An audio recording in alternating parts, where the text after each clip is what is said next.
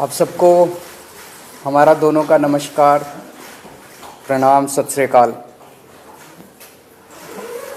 दिल्ली में हवा काफ़ी ख़राब हो गई है, प्रदूषण काफ़ी ज़्यादा हो गया है, लोगों को सांस लेने में दिक्कत हो रही है। इसके कई सारे पहलू हैं। मैं सबसे पहले आप लोगों के साथ शेयर करना चाहता हूं कि ये समस्या केवल दिल्ली की नहीं है, ये पूरे नॉर्दर्न इंडिया की समस्या है। पूरे उत्तर भारत में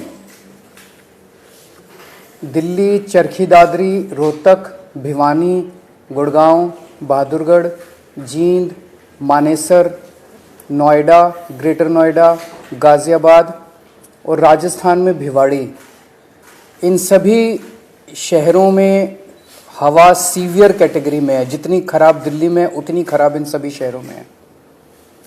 इसके अलावा धारूहेड़ा, कैथल, बल्लभगढ़, पानीपत, फरीदाबाद, सोनीपत, नारनौल, कुरुक्षेत्र, बागपत, मेरठ, कानपुर और बिहार में मोतिहारी, बेतिया, कटिहार, इनमें वेरी पुअर कैटेगरी में है। तो ये समस्या पूरे उत्तर भारत की समस्या है प्रदूषण की, और जाहिर तौर पे इसमें केवल आम आदमी पार्टी इसकी जिम्मेदार नहीं है, केवल केजरीवाल इसका जिम्मेदार नहीं है, केवल दिल्ली और पंजाब की सरकारें इसकी जिम्मेदार नहीं है। इसके कई सारे कारण हैं, कई लोकल कारण हैं, कई रीजनल कारण हैं। एक राज्य की हवा एक राज्य में नहीं रहती, इधर से हवा उधर जाती है, उधर से हवा इधर आती है। तो जैसा हम कई बार कह चुके हैं कि इसमें केंद्र सरकार को आगे आके इसके ऊपर स्पेसिफिक कदम उठाने पड़ेंगे ताकि पूरे उत्तर भारत को प्रदूषण से बचाया जा सके। ये पूरे उत्तर भारत की समस्या है, पहली चीज़। दूसरी चीज़, पंजाब में और दिल्ली में हमारी सरकार है। ये वक्त फिंगर पॉइंटिंग का नहीं है, ब्लेम गेम का नहीं है, एक दूसरे को गाली देने का नहीं है, इतने सेंसिटिव मुद्दे पे राजनीति करने का नहीं है। उससे समाधान नहीं निकलता। हम करते रहे राजनीति, वो कहते रहे केजरीवाल जिम्मेदार है, हम कहते रहे वो जिम्मेदार है, इससे कोई समाधान तो नहीं निकलता। जनता को इससे फायदा तो नहीं होता। जनता को तो समाधान चाहिए। पंजाब में पराली जल रही है, हम मानते हैं पंजाब में पराली जल रही है, इसके लिए किसान जिम्मेदार नहीं है। किसानों को समाधान चाहिए। किसानों को जिस दिन समाधान मिल जाएगा वो पराली जलाना बंद कर देंगे, क्योंकि दिल्ली तक जब पराली का धुआं पहुंचता है उसके पहले तो उस किसान के खुद के घर में वो धुआं जाता है, उसके बच्चों के धुआं जाता है। तो उसके लिए किसान जिम्मेदार नहीं है। पंजाब में हमारी सरकार है। अगर पंजाब में पराली जल रही है उसके लिए हमारी सरकार, हम जिम्मेदार हैं। हम इसकी जिम्मेदारी लेते हैं कि पंजाब में अगर पराली जल रही है, अभी हमारी सरकार को बने हुए 6 महीने हुए हैं। 6 महीने बहुत छोटा पीरियड होता है। बहुत सारी समस्याएं थी पंजाब की, बहुत सारे माफिया काम कर रहे थे पंजाब में, उन कई सारे माफियाओं को कंट्रोल किया है। इसके ऊपर भी मान साहब की सरकार ने कई कदम उठाए हैं, वो अभी आपके साथ शेयर करेंगे। पराली के ऊपर पहला साल था, कुछ महीने का चंद टाइम मिला, कुछ कदमों में कुछ सफलता मिली, काफी सफलता नहीं मिली। और मुझे उम्मीद है कि अगले साल तक, जब अब लगे हुए हैं इस पे, अगले साल तक पराली के जलने का इंसिडेंस काफी कम होगा। कई सारे कदम उठाए जाएंगे, स्पेसिफिक कठोर कदम उठाए जाएंगे, किसानों के साथ मिलकर कदम उठाए जाएंगे। लेकिन हम इसमें ब्लेम गेम नहीं करना चाहते। पंजाब के अंदर अगर पराली जल रही है उसके लिए हम जिम्मेदार हैं, हमारी सरकार जिम्मेदार है। इसमें मान साहब की सरकार ने कई सारे कदम उठाए हैं, वो आपके साथ शेयर करना चाहेंगे। जैसा कि अरविंद केजरीवाल जी ने बोला, ये नॉर्थ इंडिया की प्रॉब्लम है।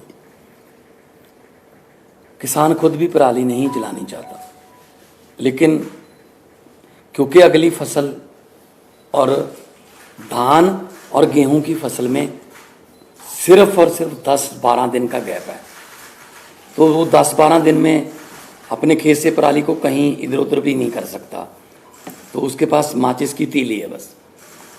हमने 1,20,000 के आसपास जो मशीनें दी जो पराली को बीच में ही, ज़मीन के बीच में ही खपत कर देती हैं। पीएयू ने एक ऐप बनाई, जैसे आप ऊबर ओला की कैब ऐप देखते हो कि आप उस पर अगर टच करते हो तो आपको आपके रीजन में 2-3 किलोमीटर की रेंज में जितने भी मशीनें अवेलेबल हैं, ट्रैक्टर अवेलेबल हैं, आप वहाँ जाके कॉन्टैक्ट नंबर सहित उसमें आ जाते हैं। हमने गुरुद्वारा साहब जो गांव में हैं वहाँ पे बार बार हमने वहाँ गुरुद्वारा साहब में अनाउंसमेंट्स करवाई कि पवन गुरु पानी पिता माता तरत महत। गुरु नानक साहब ने पवन को गुरु का दर्जा, पानी को पिता का दर्जा और धरती को माता का दर्जा दिया। ये तीनों दर्जे हमने कायम रखने हैं। इसके अलावा भी हमने बहुत सी पंचायतों को इनकरेज किया। मेरे पास आंकड़े हैं कि 124 गांव, 120 गांव, 93 गांव उन्होंने इकट्ठे होके अपनी अपनी पंचायत बुला के ये मता पास किया ग्राम पंचायत ग्राम सभा में कि हम लोग पराली नहीं जलाएंगे। तो पराली नहीं जलाना चाहता किसान, हाँ अगर जल रही है, धुआं उठ रहा है, तो हम उसकी जिम्मेदारी लेते हैं। हम कोई जिम्मेदारी से नहीं भाग रहे, जिम्मेदारी हम ले रहे हैं, लेकिन इसको मिल बैठ के हल करना पड़ेगा। जैसा कि अरविंद जी ने बोला कि हमारे पास इतना कम समय था, इतने कम समय में दोनों फसलें आ गई। 16 मार्च को सेरेमनी थी, बस 15 दिन बाद गेहूं आ गया, बिल्कुल गेहूं के बाद धान आ गया। धान की प्रोक्योरमेंट में कोई कमी नहीं है, लिफ्टिंग में कोई कमी नहीं है, किसान को पैसे मिलने में कोई कमी नहीं है, बल्कि घंटों में ट्रांसफर हो रहे हैं पैसे। लेकिन अगर हम ये शान से कहते हैं कि इस साल पंजाब में, हरियाणा में या देश में इतने लाख मीट्रिक टन धान पैदा होगा, रिकॉर्ड टूट जाएंगे, तो हम उस बात को तो शान से कहते हैं। लेकिन हम उस समय ये भी हमें याद रखना चाहिए सरकारों को कि अगर धान के रिकॉर्ड टूट रहे हैं तो पराली के रिकॉर्ड भी टूटेंगे, उतनी पराली भी तो आएगी। तो हमने अभी क्योंकि समय कम था, फिर भी हमने बायो एनर्जी का इंडिया का पहला प्लांट, बर्बियो कंपनी है जर्मनी की, उलहरा काका के पास माननीय केंद्रीय मंत्री हरदीप पुरी जी वहाँ पे आए थे, उद्घाटन किया। वो एक प्लांट जो है 47,000 एकड़ की पराली उठा लेगा, पैसे भी देगा, उठा भी लेगा। एक प्लांट सिर्फ 47,000 एकड़, सिर्फ क्योंकि पंजाब में 75 लाख एकड़ में धान की बुआई होती है। तो एक से तो काम नहीं चलेगा, ऐसी हमें पीसीओ कंपनियां चाहिए, पराली से बिजली बनाने वाली कंपनियां, पराली से सीएनजी बनाने वाली कंपनियां, बहुत कुछ लेटेस्ट आ गया। हम आपसे ये वादा करते हैं अगले साल नवंबर में इसी हॉल में शायद हम किसी और एंगल से बैठेंगे कि हम उस समय तक इसका हल कर चुके होंगे। चाहे तो हमें पंजाब में इतनी फर्टाइल धरती है, कुछ भी बीज सकते हैं, बस एमएसपी मिल जाए। चाहे तो हम जो क्रॉप डाइवर्सिफिकेशन है उसकी तरफ जाएंगे, फसलों की अदला बदली में। धान से किसान भी कह रहा है मैं धान नहीं उगाना चाहता, मेरा पानी नीचे जा रहा है धरती वाला। तो जिम्मेदारी लेते हुए being a head of the state Punjab, बहुत शहाद किया, बहुत एफर्ट अभी भी जारी हैं, जितनी देर तक ये क्लियर नहीं होता। लेकिन उसके लिए कोई एक जिम्मेदार आदमी नहीं है, उसमें ये नॉर्थ इंडिया की प्रॉब्लम है। और अगले साल तक हमने अभी से लग गए हैं कि अगले साल बहुत सा एरिया, बहुत, अभी मैंने 75 लाख एकड़ बोला है, 35 लाख एकड़ में पराली नहीं जलती, सिर्फ 40 लाख एकड़ में जलती है। 40 लाख एकड़ को भी हम कोशिश करेंगे कि कहीं और किसी और फसल का बदलाव हो जाए, किसान को उतना ही पैसे जितना धान बीज कर 1 एकड़ से उसकी कमाई होती है किसी और फसल से हो जाए, चाहे तो वो सरसों हो, चाहे बाजरा हो, सूरजमुखी हो, पॉपुलर हो, सब्जियां हो, लेकिन मार्केटिंग चाहिए। तो इसके लिए हमने अभी से काम शुरू कर दिया। तो मैं एक बार फिर ये कहना चाहता हूँ कि सेंटर सरकार को मिलकर बैठना चाहिए। ये नॉर्थ इंडिया का मुद्दा है, पूरे नॉर्थ इंडिया का मुद्दा है। जैसे कि सीएम साहब ने अभी शहरों के नाम गिनाए हैं, कुछ शहरों के नाम ऐसे हैं जो नए भी आए होंगे AQI में, तो एयर क्वालिटी इंडेक्स में। सो मैं बतौर मुख्यमंत्री पंजाब आपको आश्वासन भी देता हूं और जिम्मेदारी भी लेता हूं कि जो पराली चल रही है उसका कोई ना कोई हमने एफर्ट्स बहुत किए, कमी भी रह गई होगी,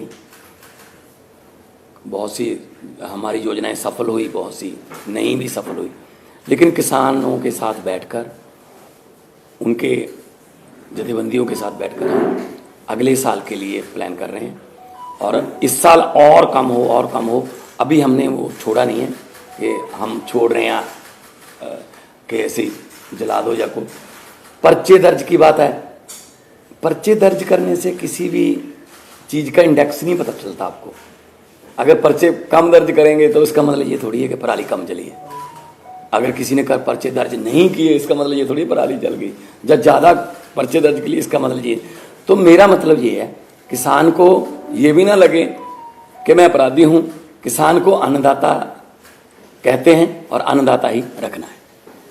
ये जैसा अभी मान साहब ने कहा कि अभी भी स्थिति को कंट्रोल करने के लिए जो भी आने वाले दिनों में कदम उठाने की ज़रूरत है हम उठाएंगे।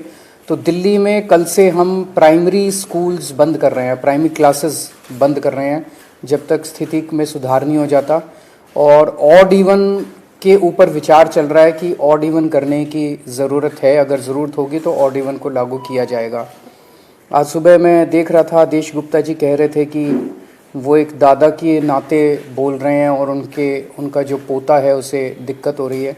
मैं उन्हें भरोसा दिलाना चाहता हूँ आदेश गुप्ता जी कि आपका पोता मेरा भी पोता है और भरोसा रखिए कि हम पूरी कोशिश करेंगे, मिलके कोशिश करेंगे कि किसी भी बच्चे को किसी भी तरह की तकलीफ़ नहीं होनी चाहिए, उसके स्वास्थ्य से संबंधित, उसकी ज़िंदगी से संबंधित। अगर कोई क्वेश्चंस हैं 1-2 तो। जो मान साहब ने कहा जो पराली को लेकर, तो इस पे सवाल उठ रहे थे कि जो केंद्र सरकार से आप लोगों को कह रहे थे जो प्रस्ताव भेजा था वो नहीं माना गया, उस समय उसके बावजूद कोई और कदम जो आप लोग उठा सकते थे? नहीं, देखो 2 प्रस्ताव हमने भेजे थे। एक तो था कि 1500 आप दे दो, 500 दिल्ली गवर्नमेंट से ले लेंगे, 500 हम दे देंगे, 2500 रुपये पर एकड़ अगर उसको मिल जाएगा, वो दिहाड़ी वगैरह पे उसका खर्च होगा 1000 के आसपास, वो पराली को एक जगह पे रख लेगा, निकाल के अपनी फसल वो गेहूं की बीज देगा। लेकिन वो प्रस्ताव माना नहीं है। फिर हमने कहा कि बहुत सी कंपनियां ऐसी हैं जो पराली से बिजली बनाना चाहती हैं, बायोगैस बनाना चाहती हैं, उनके लिए फेडरल गवर्नमेंट से, सेंट्रल गवर्नमेंट से हमें परमिशन चाहिए थी, वो भी इतनी जल्दी में हो नहीं पाई। अभी भी हम कोशिश कर रहे हैं दोबारा कि चलो ये सीज़न हो गया तो अगला सीज़न तक तो कम से कम कर लें। तो हमारी तरफ से 1,20,000 हैप्पी सीडर्स बोलते हैं उसको, वो मशीनें चल रही हैं। मशीनों की अवेलेबिलिटी की कोई प्रॉब्लम नहीं है। हम गुरुद्वारा साहब में भी अनाउंसमेंट करवाते हैं कि जिसको मशीन चाहिए, इस गांव में मशीन, भाई 4 मशीन, 2 ट्रैक्टर हैं, अगर आपके पास अकेला ट्रैक्टर है, मशीन नहीं है, तो आप मशीन वहाँ से ले आएँ। अगर आपके पास ट्रैक्टर भी नहीं है तो ट्रैक्टर समेत भी मशीन मिलती है। तो हम एफर्ट्स में कोई कमी नहीं छोड़ रही। सेकेंडरी स्कूल 5वीं से ऊपर की क्लासेस की आउटडोर एक्टिविटीज़ बंद कर रहे हैं। स्पोर्ट्स और आउटडोर एक्टिविटीज़ जो हैं वो नहीं अलाउड की जाएंगी। सर, आप एनसीआर की बात कर रहे थे। एनसीआर नहीं, पूरे नॉर्दर्न इंडिया की। हरियाणा में खास करके पूरा सोनीपत से लेके पानीपत, करनाल तक दिल्ली जैसे हालात हैं, स्मॉग है, लेकिन वहां पे वो मेजर्स लेते हुए नहीं दिख रही है सरकार, चाहे वो स्मॉग गन्स हो या फिर कंस्ट्रक्शन के लिए तमाम जो एहतियात दिल्ली में बरते जा रहे हैं। Do you think that there is an urgent need for the centre to call a joint meeting? मैं वही बार बार कह रहा हूँ, दो चीज़ों की ज़रूरत है। केंद्र सरकार अब पीछे नहीं रह सकती, केंद्र सरकार को इसका नेतृत्व करना पड़ेगा।